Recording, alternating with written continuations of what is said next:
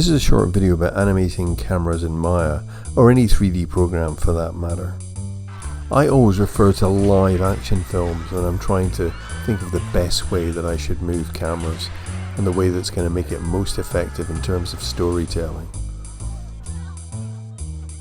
Looking at other animated movies is fine, but I find with live action films you can really zero in and focus just on what the camera's doing. So firstly, and perhaps the most important thing you're going to have to consider when you're making a film, is where you position the camera. The first shot we're going to come to is the medium shot. This is one of the most common shots in filmmaking and normally shows a character or characters from approximately the waist up. Next we have the close-up. This is a great shot for showing facial expressions and emotion on a character. Here's a memorable example from Stanley Kubrick's 1980 film The Shining. Then we have the long shot. Here the character or characters' full bodies in shot. And this is commonly used to establish mood and setting in a scene.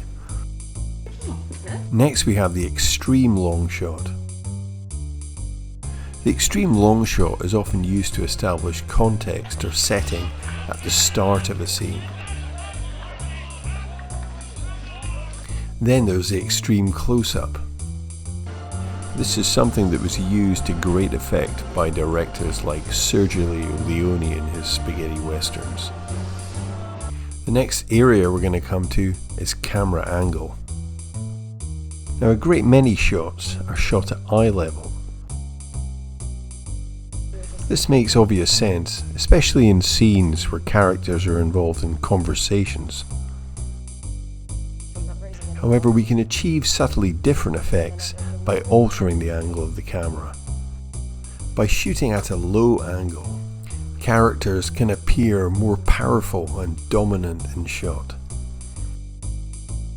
Here's a great example of this in Stanley Kubrick's 1964 film Dr. Strangelove.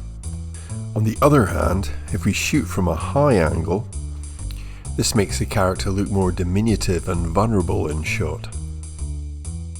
Alfred Hitchcock uses this camera angle to great effect in the shower scene in Psycho. Finally, we have the Dutch angle. This shot is normally used to cause a sense of unease or disorientation in the viewer. Director Carol Reed uses this camera angle extensively in his 1949 film, The Third Man. Now many of the shots we've looked at so far have been examples of locked off shots, that is, shots where the camera doesn't actually move. Which brings us on to our next section, which is camera moves. The first shot we're going to come to is the pan. In the pan, the camera rotates to follow the character. This is an example of a nodal pan because even though the camera rotates, the camera itself remains stationary. Pans can be used in multiple ways. Here's an example where the pan is used to signify a relationship between James Franco's character and the horse in this movie. The next shot we're going to look at is the tracking shot. Here the camera follows the subject. It is normally mounted on an apparatus called a dolly. A dolly is a cart that the camera is mounted on, which rolls along a dolly track or on its own wheels. Here's an example from Stanley Kubrick's film The Shining, where the dolly for the tracking shot is behind the small boy's tricycle. Next we have the zoom. In the zoom the camera doesn't physically move but shifts focus to zero in on some aspect of the image. Here's a slow zoom in Full Metal Jacket. Consider the zoom a little like a magnifying glass, magnifying one part of the image, but also flattening it as well. This is not to be confused with a dolly, where the camera is pushed towards the subject to make it bigger in shot. Here is a slow dolly from the Orson Welles film Citizen Kane.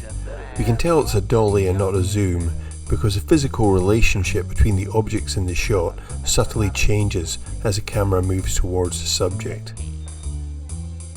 However, in the 2011 film Drive, it's much harder to tell whether we're looking at a zoom or a dolly in this shot. This is actually a dolly. However, there's no mistaking that the camera is being dollied in this example.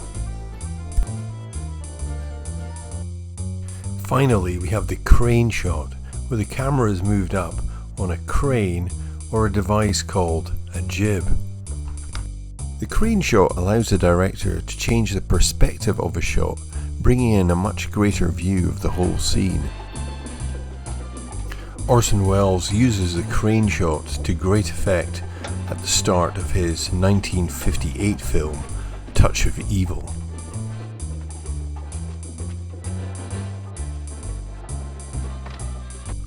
The last area we're going to look at is called composite camera moves.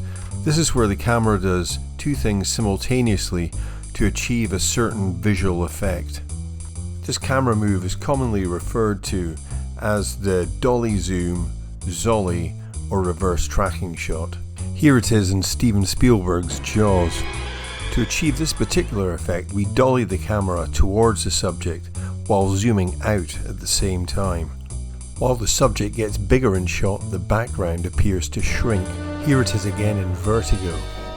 We can also do the reverse, dolly the camera away from the subject this time while zooming in. This has the effect of making the background seem to grow in shot. Look at this example from Matthew Kassavitz's 1995 film, La Haine. So be creative with your cameras, but remember, camera moves should only be there to help the narrative and never move simply for their own sake. Look how Martin Scorsese in Taxi Driver pans the camera full 360 in the opposite direction from the subject to give us a view of the taxi garage.